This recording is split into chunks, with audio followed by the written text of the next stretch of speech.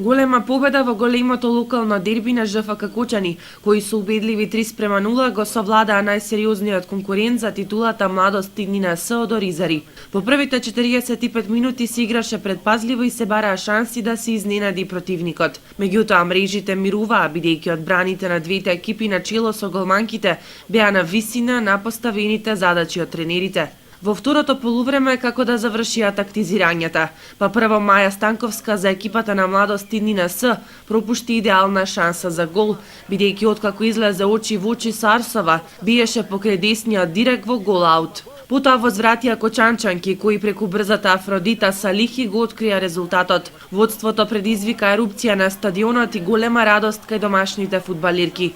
На 2:0 с големи Вики Спировска под браната на Миладинова, а конечните 3:0 ги постигна Салихи. Понад преварот, тренерот на Младост Иднина С Сашко Иванов со доза на разочараност го призна поразот и спортски им честиташе на победниците. Честитки и посакуваме успеси во Лига шампиони, значи тие веќе треба да бидат идни шампион на Македонија и тоа не е некој друга прилика. Тренерот на ЖФК Кочани Оливер Јовановски не го криеше задоволството поради победата и најави дека првенството до крајот е само формалност, бидејќи титулата веќе е во нивни раце. Само победа беше во опција, на крајот успеавме да ја оствариме, иако можам да кажам дека надпреварот беше доста неизвесен, меѓутоа фер и коректен од двете страни, екипите прикажаа солидна игра, затоа сигурно влијание има и времето кое што беше доста топло, меѓутоа на крајот нашите девојчиња беа физички поспремни, поискусни, поуиграни и како повеќе да посакуваа победата.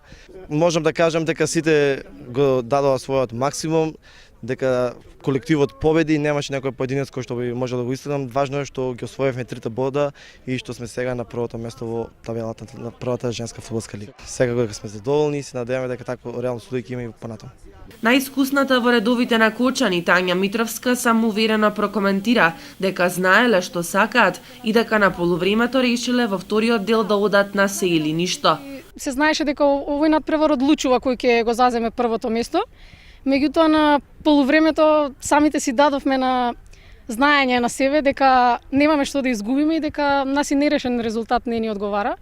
Па затоа тргнавме на една карта, значи со повеќе напаѓање и на крајот ја остваривме целта. Значи мислам дека заслужено ја освоивме победата, иако пак ќе кажам доста отпорни дадоа противниците, но како што кажав, квалитетот ни е тука некаде. Можеби превладуваше физичката поподготвеност на нашата екипа. И тоа е тоа.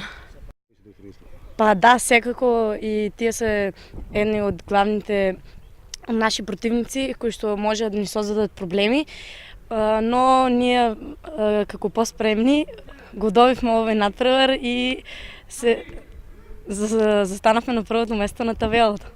Во саботата победи фудбалот. Кочанчани заедно со Оризарци ја имаа привилегијата да гледаат надпревар за титулата шампион на Македонија. Токму затоа на стадионот Никола Мантов победи фудбалот, а општина Кочани беше и останува центар на женскиот фудбал во Македонија. Така ќе биде ова, така веројатно ќе биде и следната година.